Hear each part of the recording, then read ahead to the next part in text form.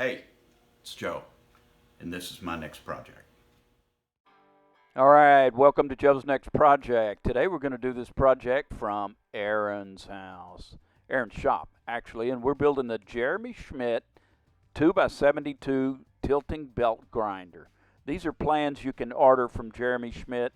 He's got a big YouTube channel, and he built this, and he did all the plans. This guy he must be a genius or something. I think he cut all his out with a hacksaw. Anyway, you can order his plans on the internet, have them emailed to the water cut place. The water cut place will cut them all out, and then you just get back and weld them together.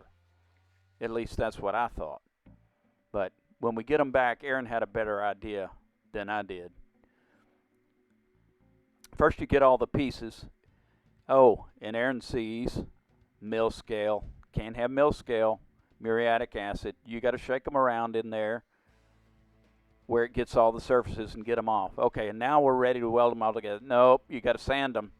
Got to sand both sides with the DA. Oh, that's finally. I got all those done, and now we're ready to weld them together. I was glad.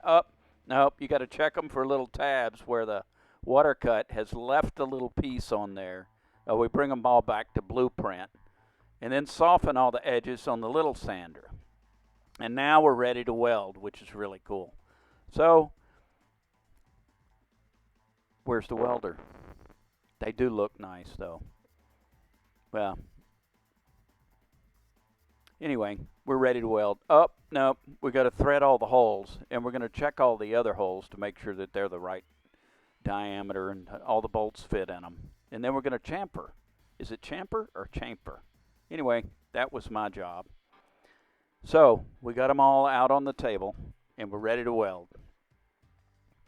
Now, we could have used a tube and slid this big key stock through there, but nope, didn't fit tight enough, so we made some little spacers, and Aaron welded 4 pieces together for each one of these tubes.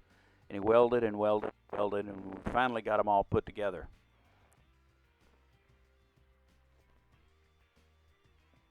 And when I was checking them with the key stock, the big key stock wouldn't go through them. Oh no, now what? Well, come to find out, our big key stock was bent just a little bit. So it wasn't us that was crooked. Anyway, Aaron's the welder. I'm the grinder. I admit it. And I need to grind these welds off, and I don't want to grind a groove into my sanding belt.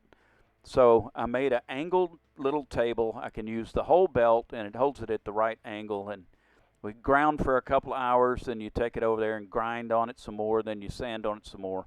Many hours of sanding. And now we really are going to start welding. Bring it back to Aaron's, and he's welding up the feet here. I could have welded this up, but how would he learn? Yep. He's just excellent. Excellent welder. And he taught himself how to do this too. This. And then weld the feet on the little bodies.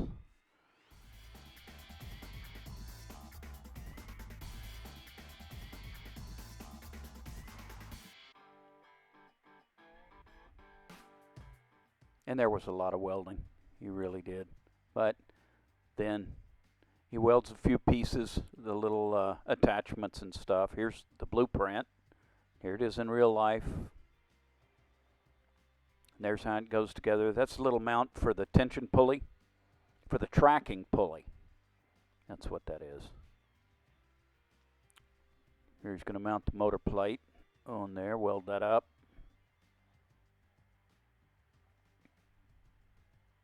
You see his table? That's off a giant mill.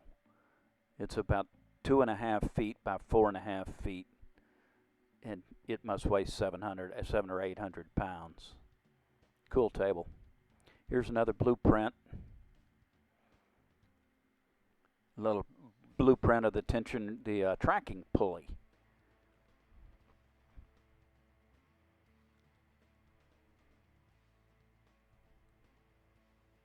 There's how it's supposed to look. And there's how Aaron's looks. His attention to detail is just phenomenal. And there they are. They're mostly put together. Next week, we're going to have all the attachments. I'm going to weld up the attachments, and we're going to make springs out of straight piano wire, which was a really cool deal. We're trying to make them both exactly the same where we can share, each one share attachments. So thanks for tuning in. I hope you enjoyed watching as much as we enjoyed making it. If you did,